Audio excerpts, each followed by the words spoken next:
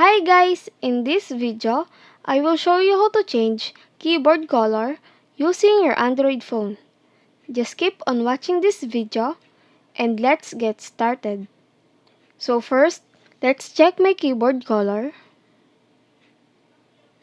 So as you can see on the screen, it's color black. Let's change it.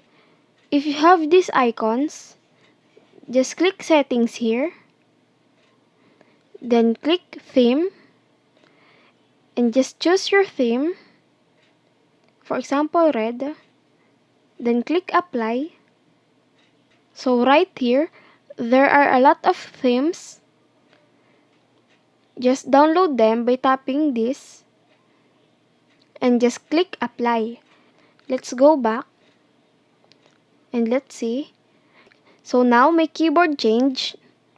So I will show you another way if you don't have a keyboard app. Let's go back. Then go to Play Store. Then install Gboard. Or you can also install other keyboards. Then let's go to settings. So on the search bar, type keyboard. Then click current keyboard. Then under input methods, tap manage keyboards. Then just turn on your chosen keyboard. Under that, click settings. Then choose theme. So right here, choose your theme.